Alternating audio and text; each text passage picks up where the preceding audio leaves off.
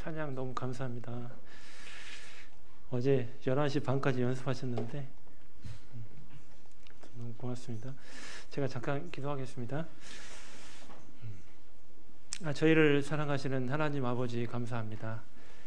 이 땅에 죄인으로 태어나서 오로지 육신의 소욕 가운데 이 땅이 전부라는 생각 가운데 모든 생을 살았던 저희들을 주님께서 불쌍히 여겨주시고 우리의 영혼의 눈을 열어서 영원한 천국과 보이지 아니하시는 하나님을 보게 해주시고 또한 2000년 전에 이 땅에 오셔서 나와 같은 허물 많고 죄 많은 사람을 위해서 십자가에 피 흘려 돌아가신 그 주님의 사랑과 은혜에 너무 감사드리고 지금도 교회 가운데 날마다 말씀으로 교제로 주님의 피의 의미에 대해서 일깨워 주시고 또한 죄를 지을 때마다 또 마음이 헛된 곳으로 향할 때마다 주님 앞에 날마다 회개한 심령 주신 것도 감사드립니다. 또한 세상 많은 사람들을 아직도 이 사실을 알지 못하고 사는 가운데서도 우리로 하여금 이 청년의 시기에 절제하고 또 교회 가운데 머무를 수 있도록 은혜를 더해 주신 것도 감사드립니다. 주님 오실 때까지 이 귀한 모임 가운데 끝까지 믿음을 지키다가 주님 영광 중에 만날 수 있기를 원합니다. 또한 다음 주 한 주간 진행되는 우리 1교구 집회 또 6월달 대전도 집회 학예 수양회까지 우리가 귀 쓰임받기 위해서 또 이 자리에 함께 하고 있습니다. 우리가 1박 2일의 귀한 시간 우리가 특별히 시간을 내었사오니 우리 가운데 성령의 감동과 감화하심으로 마음을 일깨워 주시고 또한 마음이 감동받고 격동받게 하셔서 주님을 어떤 삶을 살아야 될지 일깨우는 귀한 시간 되기를 원합니다. 또한 우리 가운데 이 믿음의 대열에서 한 명도 실족하지 않고 또 멀어지지 않고 학예 수양회까지 잘 믿음을 지켜서 한 명의 영혼이라도 꼭 건지는 우리 각자가 될 수 있도록 도와주시기를 원합니다. 오늘 이 귀한 모임 가운데 함께 해주시고 말씀과 교제로 우리 마음을 가득 채워주시기를 원합니다. 모든 시종을 주님께 부탁드리며 우리를 사랑하시는 예수님의 이름으로 기도드립니다. 아멘. 우리 요한복음 19장을 찾겠습니다.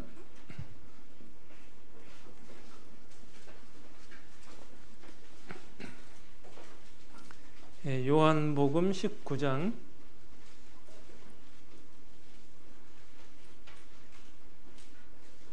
28절부터 30절까지입니다.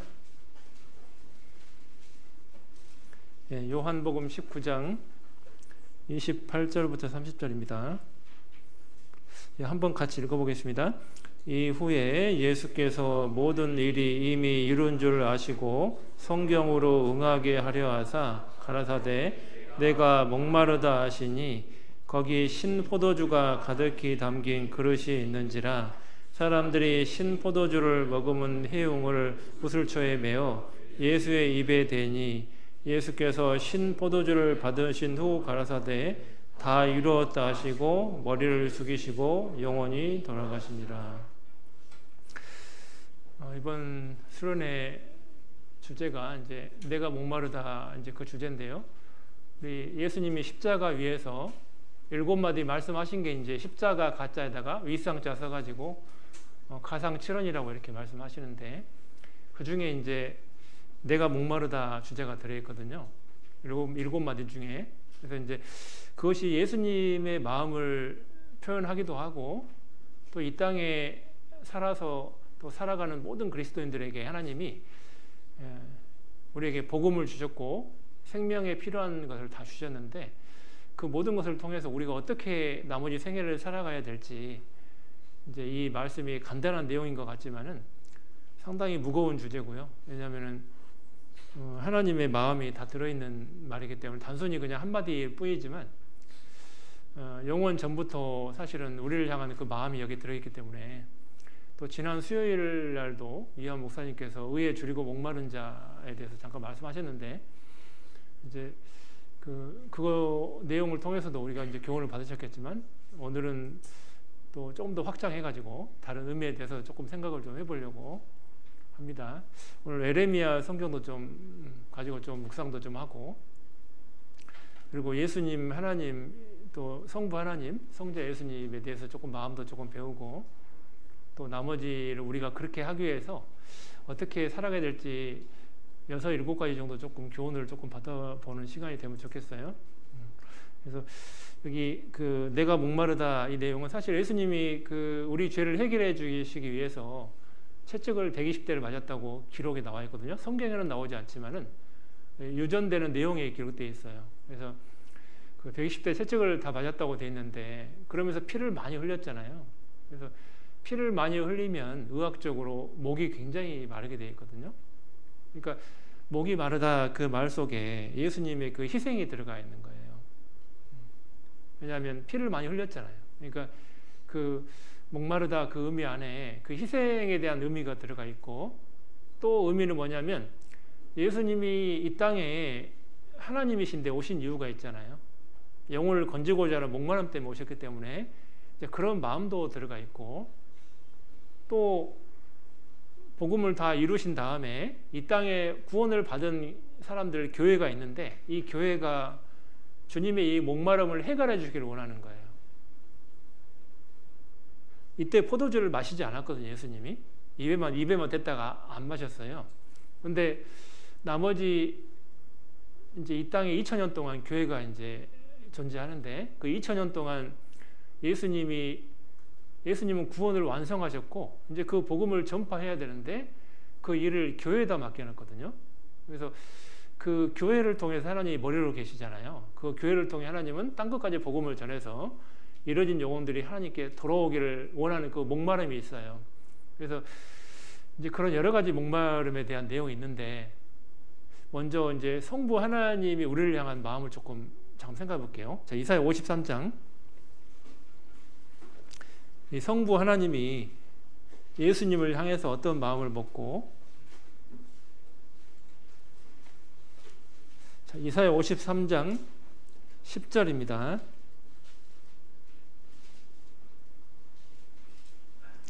이사야 53장 10절입니다. 여호와께서 그로 상함을 받게 하시기를 원하사 질고를 당케 하셨은즉 그 영혼을 속건 제물로 드리기에 이르면 그가 그 씨를 보게 되며 그 날은 길 것이요 또 그의 손으로 여호와의 뜻을 성취하리로다. 가라사대 그가 자기 영혼에 수고하는 것을 보고 만족히 여길 것이라. 나의 의로운 종이 자기 지식으로 많은 사람을 의롭게 하며 또 그들의 죄악을 친히 담당하리라. 여기 보면 여호와께서, 그 말은 여기 성부 하나님을 이야기하려고 써놓은 겁니다. 자, 성부 하나님께서 그로 예수님을 통해서 상함을 받게 하시기를 원했다고 되어 있어요. 그러니까 상함을 받게 하고 질고는 고통인데, 자, 상함과 고통을 받는 것을 하나님이 원하셨다고 되어 있어요. 예수님이. 자, 독생자를 십자가에 내어줬다고 했는데, 여기 원하사 그 의미 안에 원래 원어의 뜻은 그냥 원하사가 아닙니다. 즐거워해서 원했다 이 뜻이 들어있어요. 원래 의미는. 원래 히브리어 속에는요, 우리 한글로 번역할 때는 그냥 원하사 이렇게만 써놨는데 실제로 기뻐해서 원했다 이렇게 성경에 되어 있거든요. 원어에는. 그러니까 예수님이 침례를 받으실 때, 물에서 올라오실 때, 그리고 그 변화산상에서 변화가 흰색 옷을 완전히 환하게 바뀌셨잖아요. 빛으로. 이제 부활의 몸을 보여주셨는데, 그때 하늘에서 음성이 들렸잖아요. 이는 내 사랑하는 아들이요 내 기뻐하는 자라, 그렇게 말씀하셨잖아요.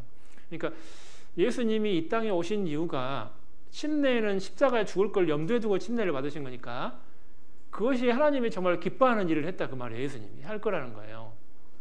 그 일을 하러 오셨기 때문에 기뻐하는 자다 이렇게 말씀하신 거예요. 예수님은 십자가에 죽어서 우리 죄를 해결하러 오셨기 때문에 그것이 하나님께 기뻐하는 일이 되고, 우리는 나머지 생애 가운데 구원받은 사람들은 하나님을 기쁘시기 위해서 사는 거고, 그게 하나님이 원하는 거거든요. 만약에, 그러니까 여러분 겟세마네 기도를 보면 예수님이 정말 땀방울이 핏방울이 나오도록 기도하셨잖아요.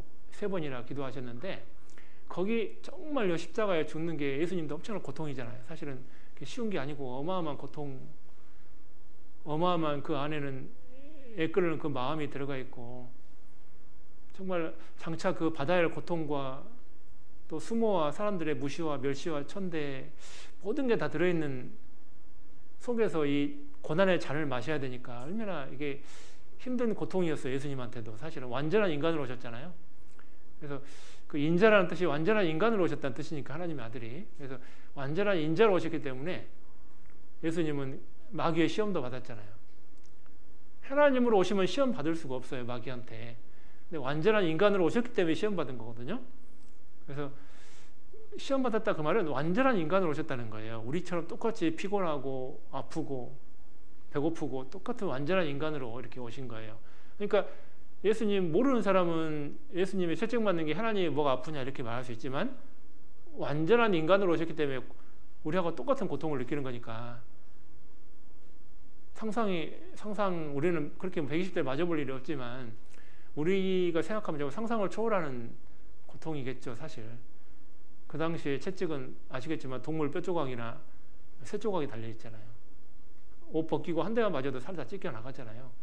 근데 120대를 어떻게 맞았을까? 저도 참 그게 살이 남아나겠나 싶어요. 진짜 이게 혈관이고 뭐고 정말, 야, 그게 110대를 채찍을 맞으면은 이런 일반 줄로 된 채찍이 아니라 동물 뼈조각은 완전히 살 다 파고 들어갈 텐데 살이 다 찢겨서 나왔을 텐데 어떻게 그걸, 야, 그 한 대만 맞고도 기절해서 죽은 사람 있잖아요, 쇼크로. 그런데 120대를 다 맞았잖아요. 그러니까 참, 그러니까 인간으로서 상상을 초월하는 고통을 사실은 우리 때문에 받으신 건데, 근데 그거를 성부 하나님이 기뻐하시고 원했다는 거예요. 참 이게 놀라운 하나님의 사랑이에요.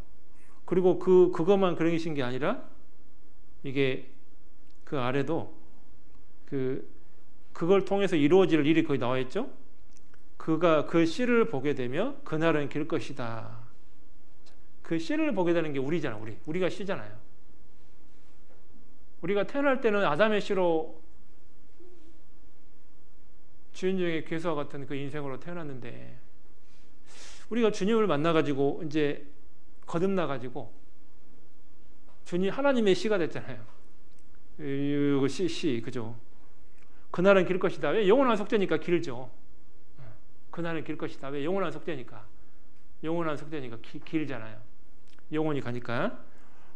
그의 손으로 여호와의 뜻을 성취하려다. 여호와의 뜻은 예수님을 믿고 구원받는 게 하나님 뜻이니까, 여호와의 뜻이니까 그것을 그 고통을 통해 성취하는 걸 하나님이 기뻐하셨다는 거예요. 아니, 나 같은 게 뭐라고. 나는 하나님 무시할 때도 막 있었고, 지금도 솔직히 하나님 뜻대로 구원받고 산다고 하지만 내 마음대로 할 때도 막 있고, 육신의 죄 가운데도 막 나타날 때도 있고, 하나님 실망시킬 때도 많고, 솔직히 완벽하게 살지도 못하는데 그런 나와 같은 사람을 보고 어떻게 그렇게 죽을 수 있을까? 우리 같으면 하기 어려울 거예요. 왜? 우리는 조그만 교회에서 누가 나한테 조금만 안 좋게 해도 금방 마음 상하고 금방 누구 미워하고 그럴 수 있잖아요. 그렇게 연약하잖아 우리는. 근데 예수님은 그 정도가 아니에요. 의인이 뭐라고 하는 것도 아니고 죄인들이 예수님을 못 박는 거잖아요. 죄를 위해서 죽었잖아요. 그러니까 우리가 교회 안에서 하는 정도가 비교가 안 되는 거예요. 그리고 우리는 죄인으로 태어났지만, 죄인이 죄에 대한 지적받는 게 당연하지만 예수님은 완전하시고 의로우신 분이에요. 그러니까 지적을 받을 이유가 하나도 없어요. 하나도 없잖아요. 사람들은 손가락질 받을 일이 하나도 없잖아요. 완전하신 분인데, 율법을 완전히 다 지키셨는데 이 땅 오셔도.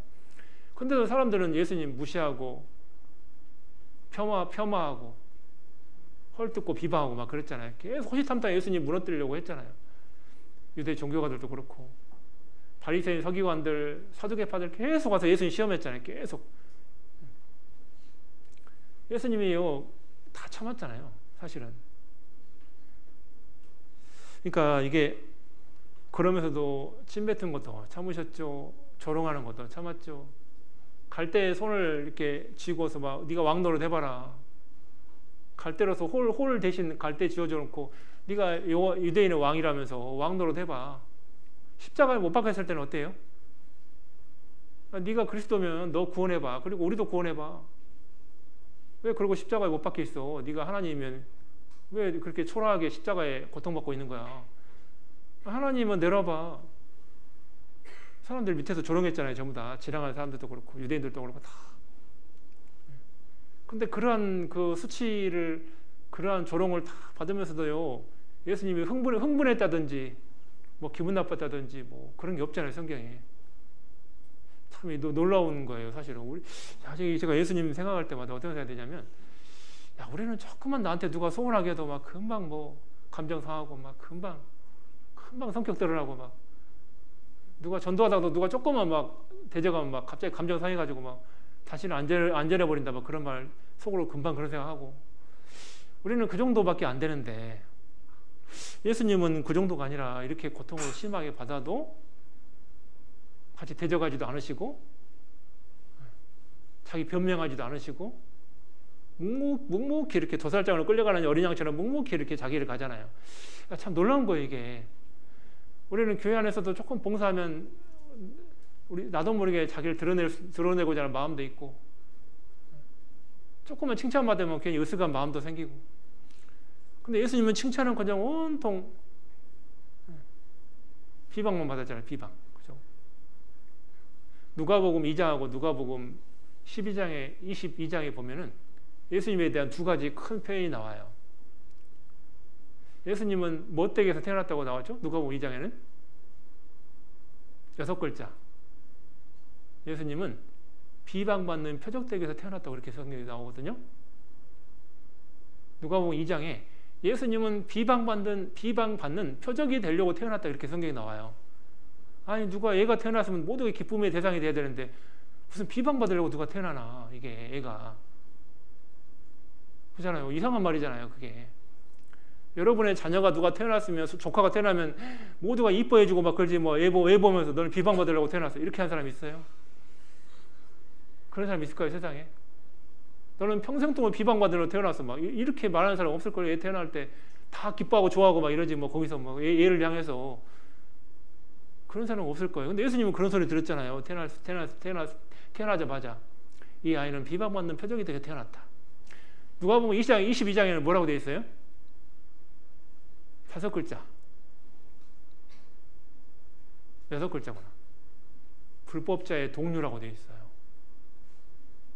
자, 비방받는 표적이 되려고 태어났고, 사람들의 예수님에 대한 평가는 자기들 위해서 죽어주러 왔는데, 사람들은 예수님에 대해서 어떤 평가를 내리냐? 저 사람은 불법자의 동류다. 그 말은 뭐예요? 불법자하고 똑같은 사람이다. 예수님이 불법한 사람이에요. 그런 비방을 받을 그 정도밖에 안 되는 그런 분이에요. 그렇잖아요. 근데 그런 비방을 모든 세상 사람한테 받았잖아요. 불법자의 동류다. 저 예수는 불법자다. 그러니까 십자가에 죽지. 바르게 살았으면 십자가에 죽겠냐. 불법하니까 십자가에 죽었지. 자기 죄 때문에 죽은지 모르고, 그렇게 손가락질을 하는 사람들을 향해서 죽은지 모르고. 근데도 예수님은 거기서 자기 변명 안 했잖아요. 한마디도 안 했잖아요. 우리는 만약에 조금만 누가 나 저기 하면 막 변명하느라고 막 나 그런 사람 아니다, 뭐 나 그렇게 안 했다, 뭐 우리는 막 엄청 변명할 수 있어요. 교회에서 누가 조금만 내 소문 내면 막 변명하느라고 나 그런 사람 아니다, 나 그렇게 말 안 했다, 뭐 우리는 못 견딜걸요. 근데 예수님은요, 그런 얘기 들어도 아무런 대꾸도 하지 않고 묵묵히 그냥 십자가로 갔어요. 엄청 억울할 수 있는데 예수님 편에서는 사람들을 몰라주고 얼마나 답답하겠어요. 여러분 생각해봐요. 자기가 저들 위해서 죽어주러 왔는지 저들은 몰라. 욕만 해. 진짜 힘들 것 같아. 그거 십자가에 고통받는 것도 정말 힘든 일이지만 자기들 위해서 죽어주러 왔는데도 몰라보고 오히려 반대로 비방하고 막 온갖 욕설 다 하고, 정말 그거 견디는 거 정말 힘들 것 같아요. 그렇잖아요. 자, 예수님의 마음 또 봐볼게요. 요한복음 10장.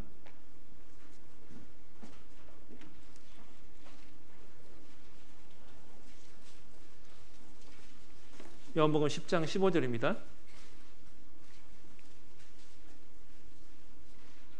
요한복음 10장 15절.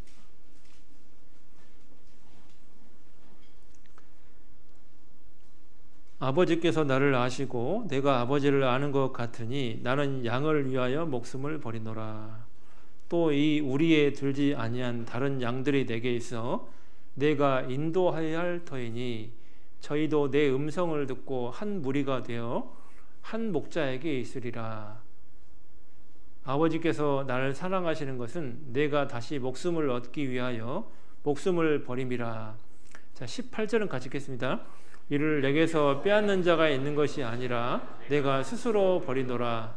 나는 버릴 권세도 있고 다시 얻을 권세도 있으니 이 계명은 내 아버지에게서 받았노라 하시니라.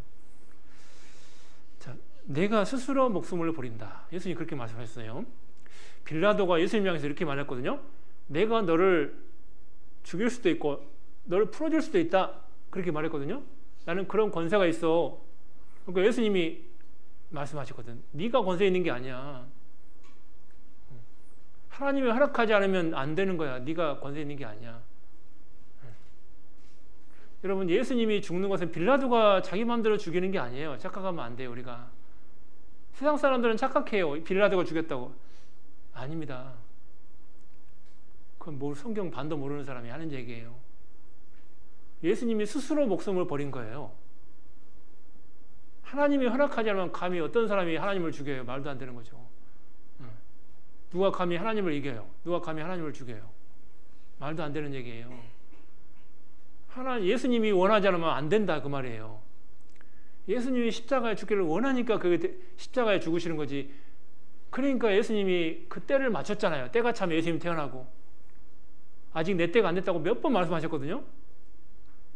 예수님이 제자들하고 함께 다니면서 아직 내 때가 되지 않았다. 그 얘기를 여러 번 했어요. 아직 십자가에 죽을 때가 안 됐다. 왜?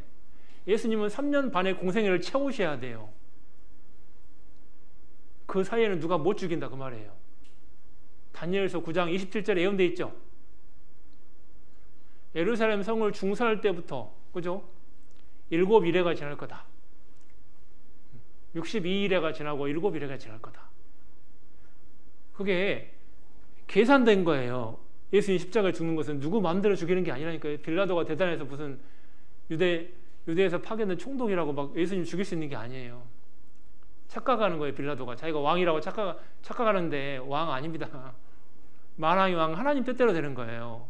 십자가에 죽이는 거 누구 마음대로 못 하는 거예요. 예수님이 스스로 원하는 길이에요. 그것이 십자가에 못 박히는 게. 왜? 영혼 전부터 그거 기다리고 있었잖아요. 십자가에 죽어서 영혼들을 건지는 것 때문에. 그거 생각하고 오셨잖아요. 누가 예수님 죽이고 말고 때문에 오신 게 아니라니까요. 그 마음대로 못 해요. 사람이. 하나님 경륜 속에 들어있는 거예요. 계획 속에. 모든 세상 사람을 향해서 인간의 죄를 해결해 주는 길은 이 길밖에 없으니까요. 그래서 로마서 5장에 그랬잖아요. 저희가 아직 연약할 때, 저희가 아직 죄인 되었을 때, 저희가 아직 원수 되었을 때, 그거 왜 3번 기록했는지 알아요? 저희를 사랑하는, 저희를 구원하는 그 사랑을 확증했다. 왜? 삼위일체 하나님이니까. 삼위일체 하나님이 구원을 같이 하니까 3번 언급해서 일부러 성경에 의도적으로 하세요. 일부러 의도적으로 그렇게 써놓은 거예요. 의도적으로. 저희가 아직 죄인 되었을 때 성부 하나님이 죄인 구원하려고 예수님 예비했잖아요. 저희가 아직 연약할 때 인생을 불쌍히 여기는 하나님 마음에 들어있는 거예요. 그게 누가복음 10장에 나와 있잖아요. 강도 만난 자. 그게 하나님 마음에 들어있는 거예요. 거기에. 선한 사마리아인이 하나님 마음이거든. 그게. 인간을 불쌍히 여기는. 그게 하나님 마음이에요. 왜냐하면 인생이 연약해서요. 자기 스스로 죄를 해결 못 하거든요. 스스로 천국에 올 수 없거든요. 그러니까 연약한 인생을 하나님이 불쌍히 여겨요. 그게 성부 하나님의 뜻이에요. 그게 시편 107편이에요. 자세히 써놓은 게. 그걸 자세히 기록해 놓은 게 시편 107편. 하나님이 인간을 불쌍히 여기는 마음을 자세히 기록해 놓은 게 시편 107편이에요. 그걸 한마디로 써놓은 게 로마서 5장 그 내용이고. 그게 성부 하나님이 인간을 향한 마음이에요. 그리고 죄인을 위해서 죽어지러 오신 분이 예수님이고 성자 예수님의 그 마음이고, 그리고 마지막 원수 되었을 때 하나님과 우리 사이에 원수되고 믿어지게 해주는 게 성령께서 하시는 거예요. 여러분 마음에 인쳐주고 믿어지게 하는 게 성령의 역사예요. 그게. 이해되세요? 이게 3번 나온 거예요. 삼위일체 하나님이 같이 하신 일이라는 거예요. 구원이, 우리가 구원받게 되는 게. 아니, 우리가 나 같은 게 뭐라고요? 나 같은 게 뭐라고 세상에 성부 하나님, 성주 예수님, 성령 하나님 어떻게 3분이 함께 나 같은 게 뭐라고 그런 일을 하냐고. 이게 그 대단한 분들이. 우리가 뭐라고? 하나님 대적밖에 안 했는데. 지금도 100% 하나님 뜻대로 살지도 못하는 내 모습, 이런 사람을 위해서 어떻게 그렇게 고귀한 분들이요, 그 거룩하신 분들이 어떻게 나 같은 사람을 위해서 그렇게 하냐 이 말이에요. 지금도 내 마음을 보면 얼마나 찢기들이 많아요. 솔직히 하나님보다 사랑하는 게 더 많거든. 솔직히 물질도 그럴 수 있고, 직장 일도 그럴 수 있고, 학교 성적도 그럴 수 있고, 하나님보다 좋아할 때 있을 수도 있어요. 나를 위해서 죽어준 그 사랑 다 잊어버리고요, 생을 살 때는 하나님보다 더 좋아하는 것들이 있을 수 있어요. 그게 그 사랑의 깊이를 얼마나 깊은지 모르니까, 얼마나 위대한 사랑인지 모르니까, 얼마나 그 애절한 사랑인지 모르니까, 얼마나 영원한 사랑, 영원 전부터 그 하나님이 준비한 그 사랑인지 모르니까, 얼마나 대단한 사랑인지 모르니까, 복음 들을 때만 한번 반짝 생각하고 다 잊어버리는 거예요. 얼마나 대단한 사랑인데 그게. 딴 거는 다 잊어버려도 그거 잊어버리면 안 되는데, 우리는 조금 힘들면 잊어버리는 거예요. 그걸 금방 세상으로 가려는 마음이 있고, 금방 교제에서 멀어지려는 마음이 있고, 조금만 힘들면 교제 안 나올 생각도 하고. 그 사랑이 얼마나 하찮은 사랑이면요, 날 세상에서 심판 가운데 있는 사람 뽑아다가 교회에 심어놨는데 어떻게 쉽게 하나님을 등질 수 있냐 그 말이에요. 우리가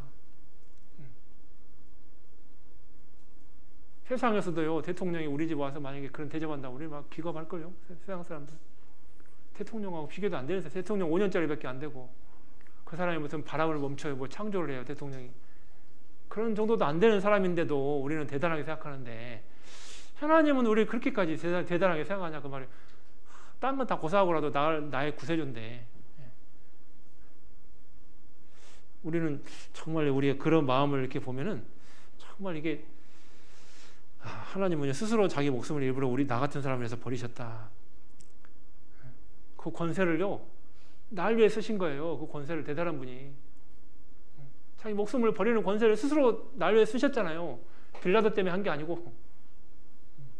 대단한 거 이게. 그 마음이요. 우리는 평생 동안 그 하나님의 사랑과 은혜를 우리가 갚으려고 해도 못 갚아요. 우리는 기껏 해봐야 몇십 년이잖아 구원받고.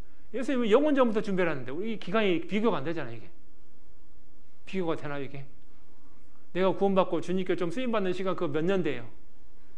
근데 예수님은 영원 전부터 날 기다리고 있었어요. 만나주려고. 이게 사랑의 길이가 하나님하고 나하고는 이 비교 자체가 안 되는 거예요. 이게 우리가 조금 주님에서 산다고 뭐 저거 해도요, 이 길이 자체가 비교가 안 되는 거. 이게 은혜에 보답한다고 택도 없는 얘기예요. 이거 뭐 비교가 돼야지 이 길이가. 우리가 주님 위해서 교회에서 뭐 봉사하고 복음 전한다고 좀 때로는 욕도 먹고 막 이렇게 한다고 해도, 예수님이 나한테 해주신 그 기간, 그 마음, 그 고통, 그 비방받는 그 인내, 모든 거 다 따지면요, 내가 조금 저 하는 거요, 구원받고 해봐 기껏 해봐 20년, 30년, 40년 그거 살다 가는데, 영원한 기간에 비하면 그건 진짜 아무것도 아닌, 점도 안 되는 거예요.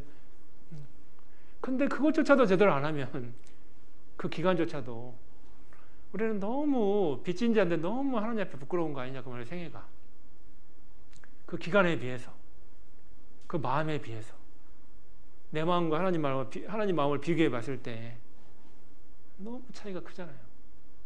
그리스도의 마음을 가졌다고 했는데, 모든 그리스도인이 그리스도의 마음을 가졌다고 했는데, 정말 주님의 그 정도 마음 가졌냐 그 말이에요. 그 정도는 고사하고 우리가 10분의 1이라도 그런 마음을 가질 수 있을까? 예수님의 마음을 100분의 1은 고사하고. 우리가 베드로서 잘 아시는 말씀이에요. 3장, 베드로서 3장입니다.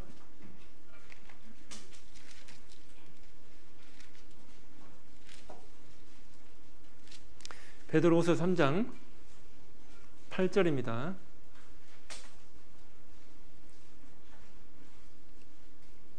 사랑하는 자들아, 죽기에는 하루가 천년 같고 천년이 하루 같은 이 한 가지를 잊지 말라. 주의 약속은 어떤 이에 더디다고 생각하는 것 같이 더딘 것이 아니라 오직 너희를 대하여 오래 참으사 아무도 멸망치 않고 다 회개하게 이르기를 원하시느니라. 하나님이 원하는 일이 여기 나와 있죠. 모든 사람이 회개하고 구원받기를 원해요. 하나님이 모든 사람 예외 없이. 그래서 지금까지도 오랫동안 참고 계신 거예요. 저는 이게 뉴스를 보거나 이런 거 볼 때마다 야, 하나님이 저렇게 김정은 같은 사람 왜 오랫동안 살려놓지? 푸틴 같은 사람 저렇게 많은 사람 죽이는, 남은 나라 침략해서 막 죽이는데 저런 사람 왜 오래 살려놓지? 저 그런 생각 할 때가 있어요. 가끔. 저렇게 막 미사일 날려서 사람 죽이는데 저거 왜 저런 사람 살려놓지?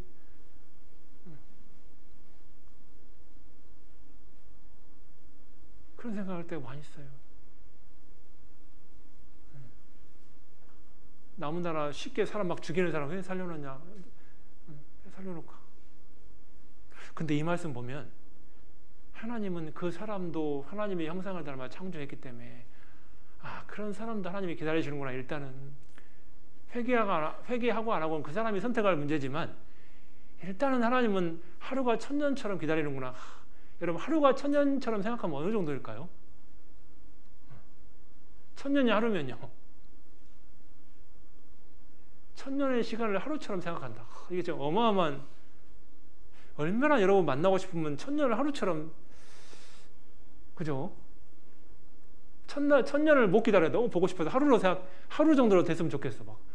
야, 이게 원하고 만나고 싶은 이 하나님의 마음이 우리를 만나고 싶고 우리를 위해서 그 하나님의 사랑 깨닫기를 원하고 하나님 알기를 원하는 그 마음이 천년이 하루에다가 비교해놨어요. 그 마음이 얼마나 애절한지.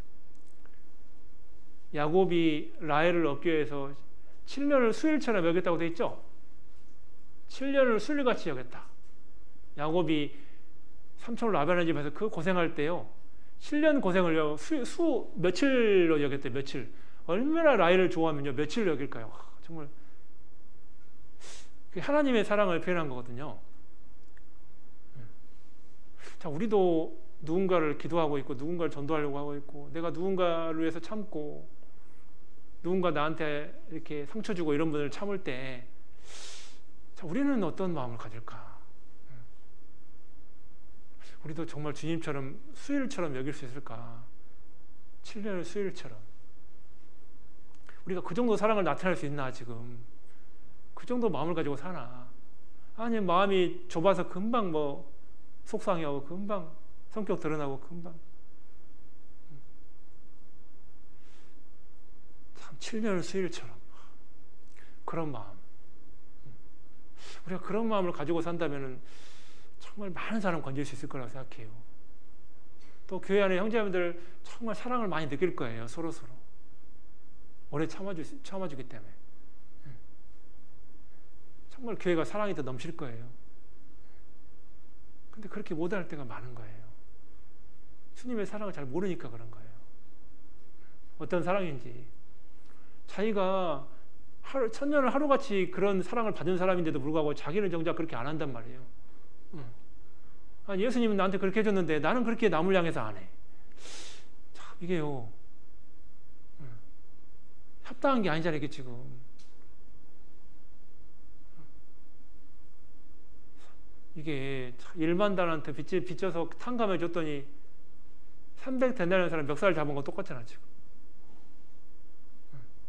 1만 달란트 갚을 수 없는 수십조 원의 그 가치의 돈을 갖다가 탕감해 줬는데 나는 조금 누가 나한테 서운해하면 막 감정 드러내고 막 금방 1만 달란트를커녕 그 정도도 우리는 못한 때가 많다고 말해요. 조금만요 저기 하면요 정말 그 사랑의 깊이와 넓이를 우리가 알면 알수록 참 내 자신의 모습이 부끄럽다는 생각을 참 이렇게 할 때가 참 많은데 그런 생각을 좀 해보셔야 돼. 아가서 2장을 봐볼게요.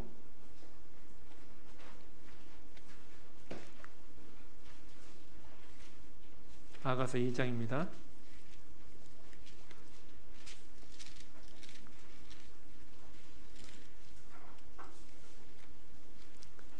아가서 2장 4절 5절입니다.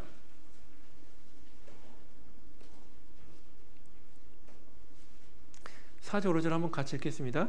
그가 나를 인도하여 잔치집에 들어갔으니 그 사랑이 내 위에 기로구나. 너희는 건포도로 내 힘을 돋고 내가 사랑함으로 병이 났음이니라. 자, 사랑함으로 병이 났대요. 이게 사랑함으로 병이 났다. 거기 그는 솔로몬을 이야기하고 신랑을 이야기하고 예수님을 이야기하는 거예요. 그가 나를 인도하여 잔치집에 들어갔다. 자, 우리를 잔치집으로 초대하는 분이 누구냐면 예수님이에요. 신랑. 우리는 그리스도의 신부잖아. 신부. 교회이기도 하고 우리 개인이기도 하고. 근데 잔치집으로 그냥 초대했어요?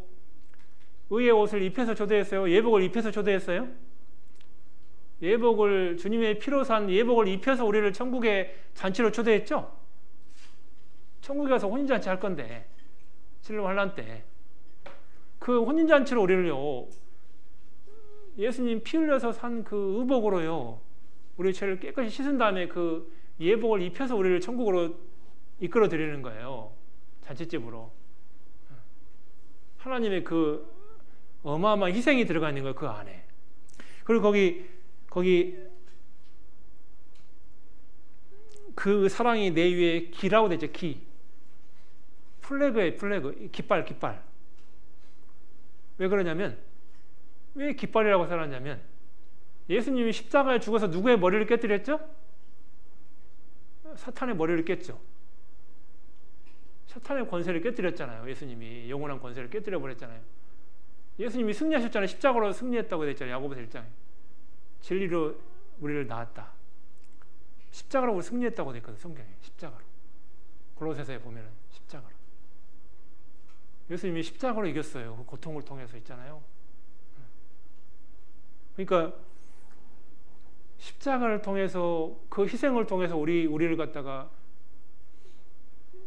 여호와의 전쟁에서 이기신 거예요. 그래서 우리를 갖다가 건지신 거예요. 피로 사신 거예요.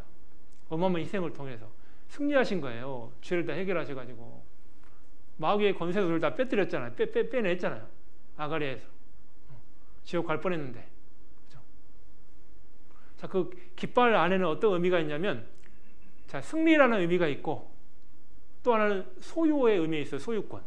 내가 어느 나라를, 옛날에 전쟁하면 어느 나라 침략해서 승리하면 깃발을 꼽았잖아요. 그 땅이 우리 땅이다. 이제 이 소유권을 주장하는, 승리도 포함되어 있고 소유권도 주장하는. 그리고 그 백성을 왕으로서 뭐예요? 보호하는 의미도 들어있는 거예요. 깃발이. 자, 여러 가지 의미가 있습니다. 깃발에 대한 의미가. 첫 번째는 승리의 의미가 있고, 두 번째는 내 소유다. 하나님의 소유. 우리 하나님의 거잖아요. 하나님께 맞죠? 우리 다 피로 사셨잖아요. 그리고 하나님의 건데 하나님이 내버려 둬요? 우리를 지켜주세요? 그게 시편 23편이에요. 요한의 목자시니. 하나님 우리를요, 인도하셔요. 의의 길로.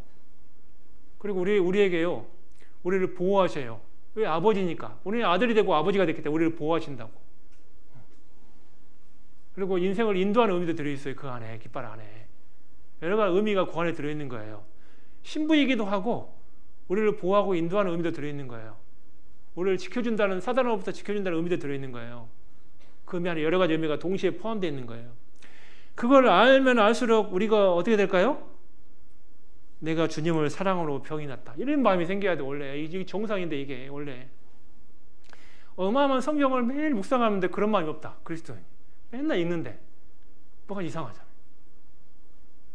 여러분 성경 아침마다 묵상하죠. 대학생들도 맨날 올리던데 글자만 읽어요. 예수님을 사랑해서 병이 났어요.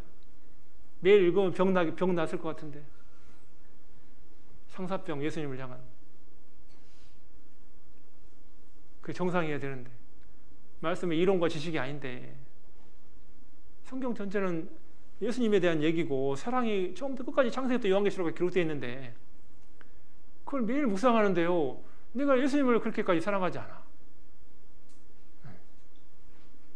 병 날 정도, 성경은 병 났다고 되어 있는데 술람미 여인은 솔로몬을 향해서. 교회도 그래야 되고 주님을 높이고 주님을 그렇게 해야 되고 우리 개인적으로도 그렇게 해야 되는데 정말 병이 나냐 그 말이에요. 예수님을 향해서. 아니 그렇게 십자가의 사랑을 날 위해서 그렇게까지 했으면 우리가 병이 나야 되는데 그 사랑하는 정도가 어떤 사람 미지근해. 그냥 그런지 마는지. 주님을 사랑하는 마음이 미지근해요. 미지근하니까 주님에서 살지를 않아요. 자기 일만 중요해. 일만. 직장, 공부, 그것만 중요해. 주님에서 사는 것은 너무 미지근해요. 너무 미약해. 사랑하는 정도가 너무 작으니까. 너무 미약하니까. 크면 클수록 훨씬 희생을 많이 할 텐데 나를 사랑을 주님에서 살려는 마음이 훨씬 의지가 클 텐데 너무 미약한 거예요. 병나기는커녕요. 생각도 안 하고 사는 사람도 있을 수가 있어요. 너무 안타까울 것 같아요. 예수님 입장에서 신랑이 사랑을 못 받아 얼마나 안타까울까요? 신부에게. 그렇잖아요. 예수님은 자기 피를 다 쏟아줬는데 온 사랑을 다 주셨고 지금도 우리를 보호하고 인도하시는데 계속 주고 있는데 근데 신랑은 사랑을 못 받아. 신부한테. 비참한 거죠. 부부가. 신랑은 모든 걸 다 주는데 신부는 그 사랑을 신랑한테 안 줘. 이 가정은 아주 안 좋은 가정이잖아요. 이거 세상에서도. 그렇잖아요. 아내가 자꾸 딴 남자 생각하고 딴 거 생각해. 이상하잖아요. 딴 남자 그게 돈이나 딴 거잖아요. 다른 우상을 말하잖아요. 병이 나야 되는데 그게 아니라 오히려 딴 남자 생각하고 딴 거 생각해. 신부가요. 이상하잖아요. 비정상이잖아요. 이게. 사랑의 관계로 맺어졌는데 이게 비정상이에요. 그리고 그 아가서 밑으로 내려가서요. 14절도 봐볼게요. 14절. 14절도 한번 같이 읽어보겠습니다. 바위 틈 낭떠러지 은밀한 곳에 있는 나의 비둘기야 나로 내 얼굴을 보게 하라. 내 소리를 듣게 하라. 내 소리는 부드럽고 내 얼굴은 아름답구나. 바위 틈 낭떠러지 은밀한 곳에 있다 그 말은 구별되어 있다 그 말이에요. 교회 성도를 말하는 거예요. 교회를 말함과 동시에 성도를 말해요. 성도가 구별되는 사람이 성도라고 부르잖아요. 세상으로부터 구별되는 사람, 죄로부터 구별되는 사람. 자, 그 사람이 여기 바위 틈 낭떠러지 있는 그런 사람이 은밀한 곳에 있는 사람이에요. 나의 비둘기야. 이 사랑에 대한 표현이죠. 나의 비둘기야. 나로 내 얼굴을 보게 하라. 자, 이 의미가 뭘까? 나로 내 얼굴을 보게 하라. 어떤 사람은요, 주일만 나와. 주님은 수요일도 보기 원하고 구역 모임도 보기 원하고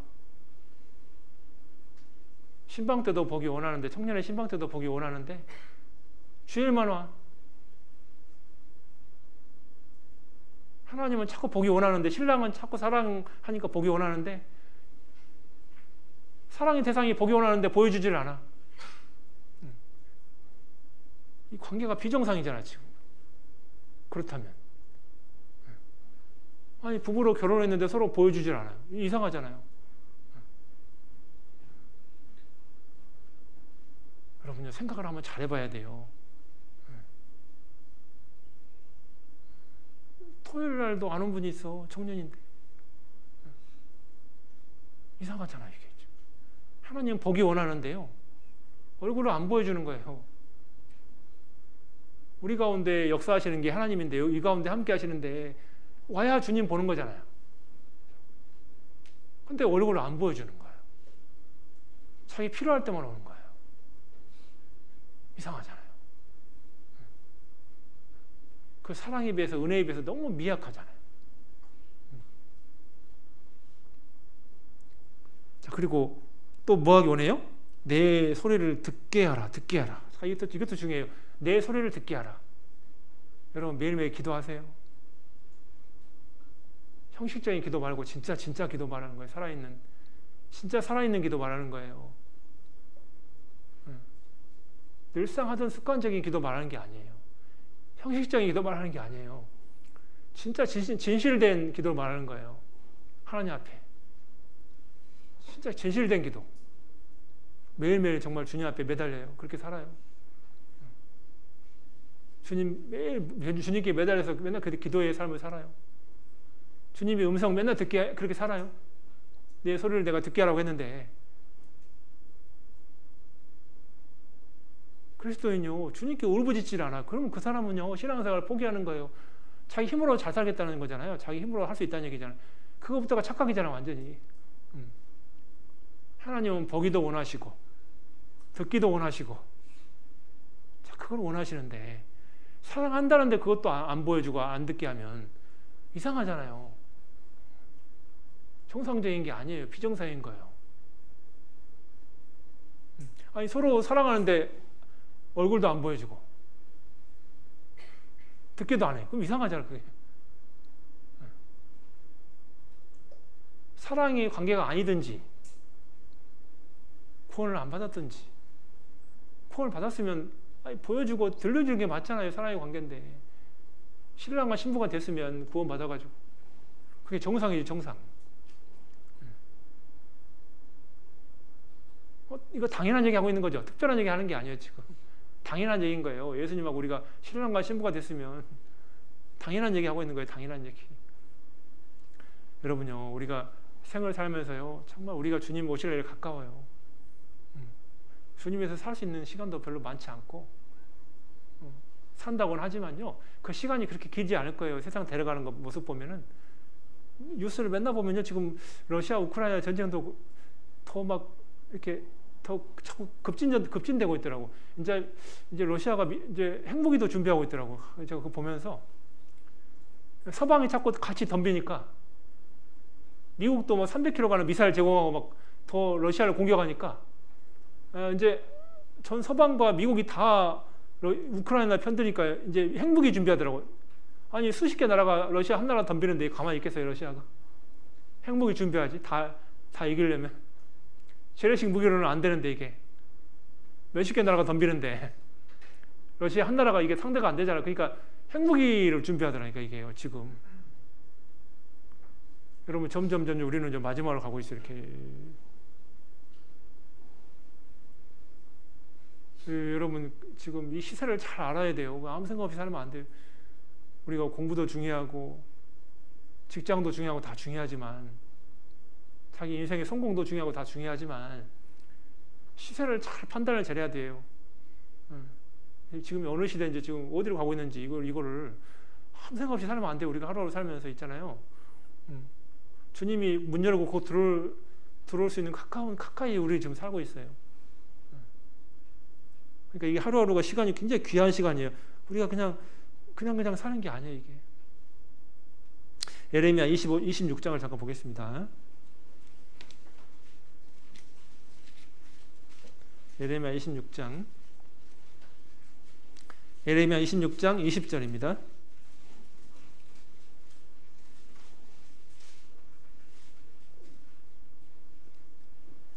또 여호와의 이름을 의탁하고 예언한 사람이 있었는데 곧 기럇 여아림 스마야의 아들 우리아라. 그가 예레미야의 모든 말과 같이 이 성과 이 땅을 쳐서 예언하매. 자, 21절은 같이 읽겠습니다. 요야김 왕과 그 모든 용사와 모든 방백이 그 말을 듣고는 왕이 그를 죽이려 하매 우리아가 이를 듣고 두려워 애굽으로 도망하여 간지라. 여러분 여기 보면 우리아라는 선지자가 나와요. 이 사람 우리아는 예레미야의 편에 서가지고 예레미야처럼 똑같이 멸망을 선포했거든요. 그런데 예레미야는 저들이 죽이려고 해도요 토굴도 들고 가고요 이게 우물에도 물 없는 구덩이도 빠지고요. 예레미야는 눈물의 선지자 예레미야는 죽기를 각오했어요. 하나님이 맡겼기 때문에. 근데 여기 나와 있는 이 우리아는 있잖아요. 도망가 버려요. 애굽으로. 우리가 주님의 이 복음 전하고 주님 뜻 가운데 신앙생활 하는데요. 하나님이 슬퍼하는 것 중에 뭐냐면 복음을 가진 자인데 도망가는 걸 하나님이 슬퍼해요. 복음을 가진 자가 도망가면 슬퍼하신다고. 이게 고난받기를 각오했으면 계속 그 길을 가야 되는데 조금 힘들다고요. 포기해버리고 뒤로 가버리면 하나님이 슬퍼해요. 이런 걸 왜 기록해놨냐면 이런 사람들이 있을 수 있기 때문에 기록해놓은 거예요. 애굽으로 도망가 버려요. 세상에. 자기 살겠다고. 하나님의 그 멸망을 선포하지 않고요. 한때는 엘리야도 이세벨을 죽이겠다니까 도망갔잖아요. 특심하다고 해놓고 하나님을 향해서 마음이, 우리가요 이게 이 주님 앞에 하루하루가 굉장히 중요한데, 나와 연관된 사람들, 내가 어느 위치에서 어떻게 사느냐에 따라서 그분들의 운명이 달려 있어요. 운명이. 우리가 뒤로 도망가면 안 된다고 말해요. 그분들 운명이 달려 있어요. 내가 5년 돼도 안 되면, 10년 돼도 안 되면 포기하면 안 돼요. 계속 그분들 쳐다보고 있어야 돼요. 호시탐탐 어떻게 하면 복음 전할까요? 아이고, 저 사람 안 되는가 보다. 강팍하다. 다른 사람 찾아야지. 애굽으로 도망가는 거 똑같아요. 그러면은, 그럼 우리가 포기하면 누가 전해? 아니, 복음 가진 사람, 세상 사람 복음을 안 가졌는데 누가 자기 직장 동료 누가 전해? 그러면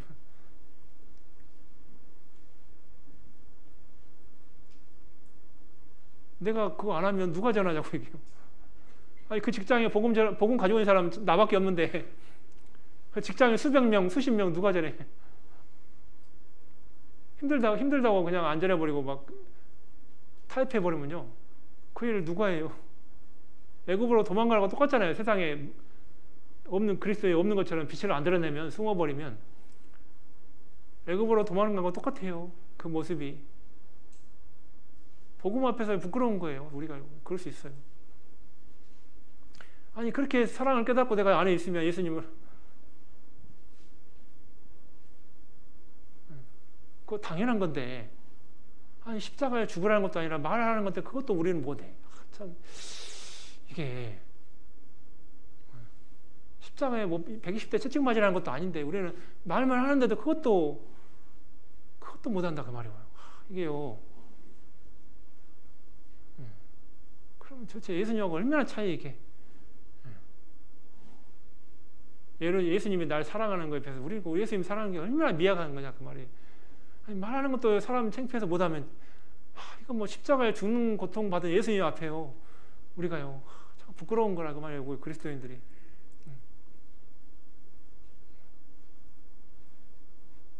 여러분요, 애굽으로 도망가는 이런 우리와 같은 사람이 되면 안 되겠죠. 이런 사람 되지 말라고 써놓은 거잖아요, 이게 성경에다가 예수님이. 자, 예레미야 42장도 뒤로 좀 가서요.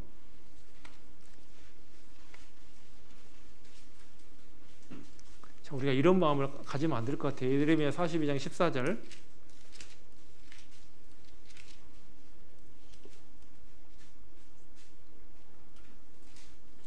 예레미야 42장 14절입니다. 여기도 한번 같이 읽어볼게요.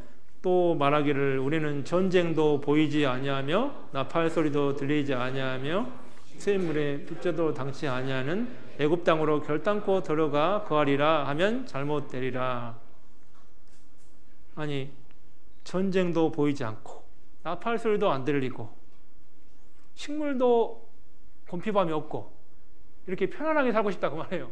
이스라엘 백성들이 애굽 땅 부러워가지고 저희가 그런 것처럼 보인 거예요. 이 세상이 애굽 땅이잖아요, 지금. 내가 눈 찔끔 감고 만약에 복음에서 희생하지 않고 그냥 적당히 살다 갈 수도 있어요. 전쟁도 없고 나한테 전쟁도 없고 남하고 무슨 영적 싸움을 할 일이 없잖아. 전쟁이 없는데 그냥 편안하게 그냥 직장생활 편안하게 하고 그냥 주일날 교회 나 왔다 갔다 하고 영적 싸움 싸우지 않고 그냥 그럭저럭 산다면은 우리가 딱 이 마음 가진 사람하고 똑같아요. 이스라엘 백성들 이 마음하고 있잖아요. 이것도 성경에 기록이라는 이유는요, 우리가 이렇게 되지 말라고, 교훈 받으라고. 전쟁 안 하면 편안하죠. 희생할 것도 없고 좋죠. 뭐 편안하고 정말 뭐 천국은 가겠다. 너무 좋죠. 전쟁 안 하면 얼마나 편해요. 구원받고 주일이나 그냥 2시간 말씀 듣고 다 돌아가고 이렇게 하면 얼마나 편해요. 여러분요, 천국 가고 그리스도인처럼 편한 게 없어요. 만약에 주일날 딱 말씀만 듣고 뭐 아무것도 복음 안 잘하고 뭐 그냥 뭐 말씀만 딱 듣고 이렇게 신앙생활 하면 그리스도인이 세상에서 제일 편할걸요. 그리스도인처럼 좋은 게 없을 거예요.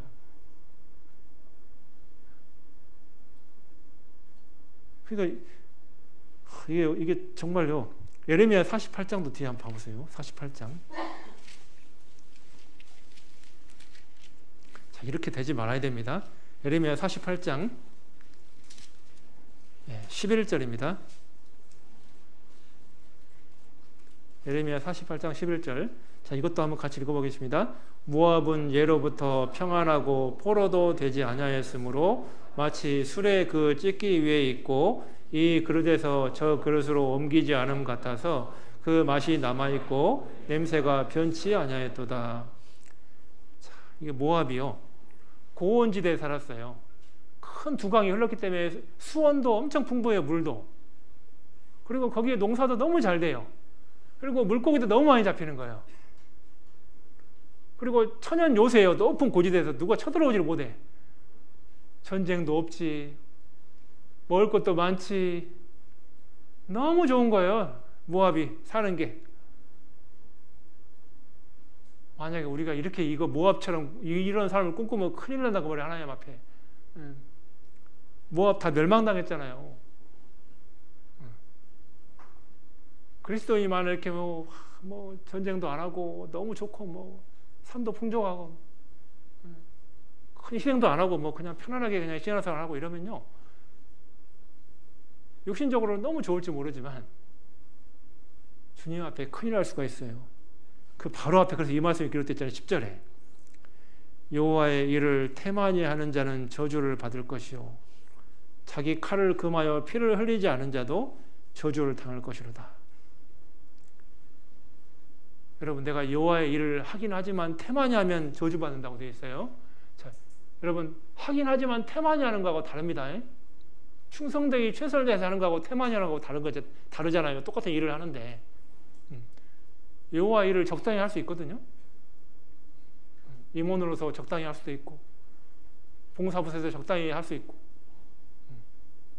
복음도 적당히 그냥 이렇게 안 들어도 그만이고 그냥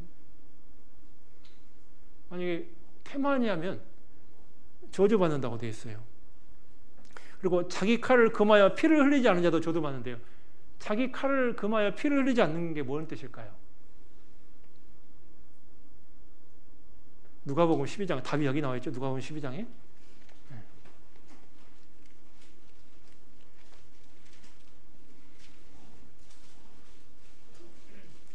누가복음 12장 51절입니다.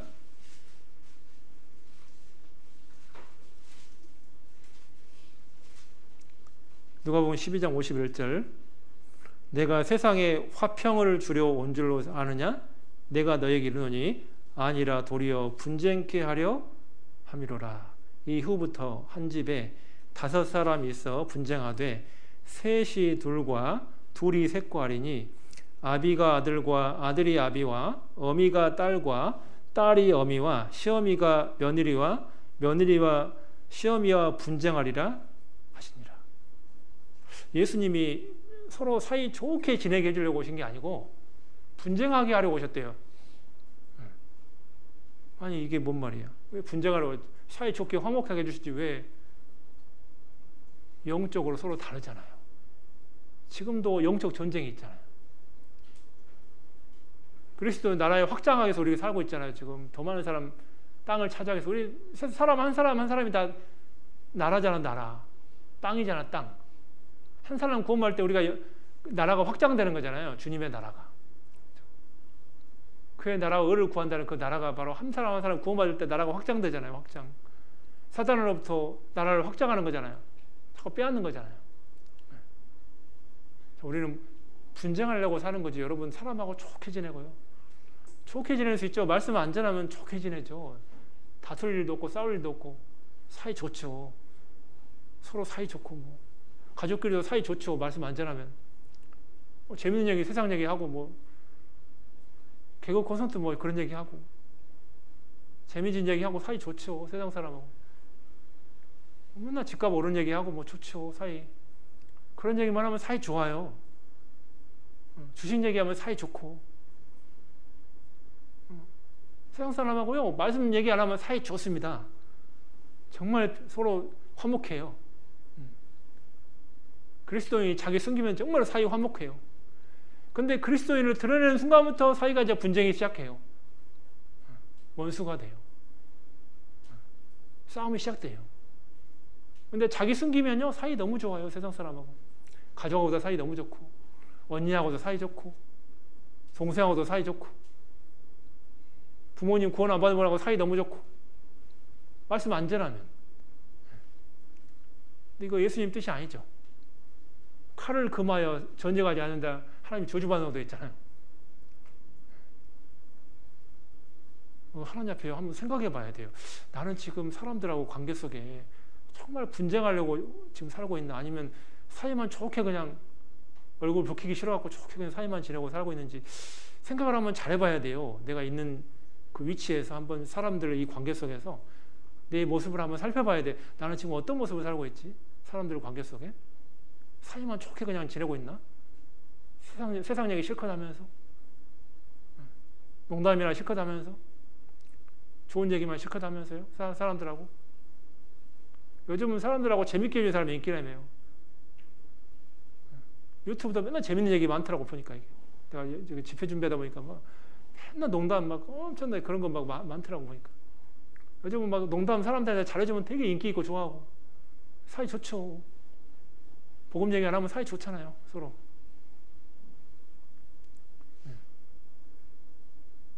이 예수님은 분쟁하러 왔다고 돼 있어요. 땅에 불을 던지러. 한번 자신의 모습을 한번 생각해 봐야 돼, 하나님 앞에. 내가 예수님 편에 서 있는 건지 세상 편에 서 있는 건지 한번 생각을 잘 해보셔야 돼. 예수님 편에 서 있으면 예수님의 모습으로 살아야 되는데 반대쪽에 서 있지 않은지 한번 생각을 잘 해보셔야 돼. 여러분, 예수님 편이 아니면 누구 편이에요? 예수님 편에서 안 살면 누구 편에 지금 살고 있는 거예요? 사탄 편이잖아요. 예수님과 영적 전쟁을 안 하면 저쪽 편이잖아요. 그러잖아요. 다 두 영역밖에 없으니까, 이 세상은. 하나님의 영역과 그리스도의 사탄의 영역, 두 가지 영역밖에 없거든요, 이 세상은. 누가복음 11장에 나와 있잖아요. 두 영역밖에 없어요, 세상은. 이쪽 편 하면 저쪽 편이에요. 서로 전쟁하고 있잖아요, 지금 영적 전쟁. 여러분 한번 생각을 한번 잘 해보셔야 돼. 이게 내가 직장 생활할 때 그냥 단순히 그냥 열심히 일만 하고 돈 벌고 그게 목적이 아니에요. 1년이 가도 2년이 가도 직장 동료 기도 부탁도 없다. 문제가 있는 거예요. 생각 한번 잘 해보셔야 돼. 아니, 어떻게 몇 년 직장 다니는데 기도 부탁이 없어, 직장 동료에 대해서. 이상하잖아요.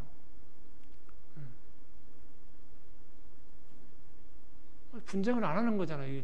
하면은 기도 부탁이 나와야 되는데 없다. 좀 이상하잖아요. 좀 이상한 것 같아요. 학교를 다니는데 학교 동창 있는데 기도 부탁이 없어. 이상해요. 맨날 얼굴 보는데도 기도 부탁을 안 해. 참 이상해요.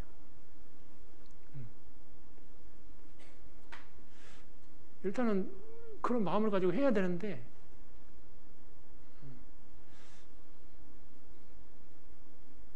여러분 주변에 아는 분 많이 있죠. 친구들도 그렇고 직장 동료들도, 직장 다니는 분들 여러 명 있잖아요. 옆에 팀 동료들도 여러 명 있고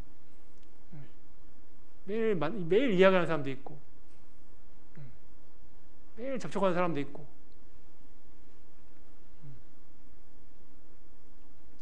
우리가 주님 앞에, 주님은 지금도요 계속 목말라 있어요. 영혼들을 어떻게 하면 더 내가 십자가에 죽어준 이 사실을 어떻게 하면 한 명이라도 알릴 수 있을까? 어떻게 한 명이라도 건져야 될까? 내가 오기 전에 어떻게 한 명이라도 건질까? 이거를 매일 주님은 하나님 보좌 우편에서 기도하고 있는데 우리 보면서 계속 우리한테 희망을 걸고 계속 기도하고 계신데 정작 이 땅에 사는 우리가요 그 정도 마음이 없이 살면 이거는 매일 기도하는 하나님 앞에 정상적인 모습이 아닌 거예요. 그리스도의 구원받은 사람의 모습이. 생각을 한번 잘 해봐야 된다 그 말이에요. 아이고, 시간이 다 됐어요. 6가지 해야 되는데 아무튼 6가지는 기회 되면 나중에 토요교제 때 혹시 기회 되면, 근데 지나가면 다시 잊어버려가지고, 아무튼 그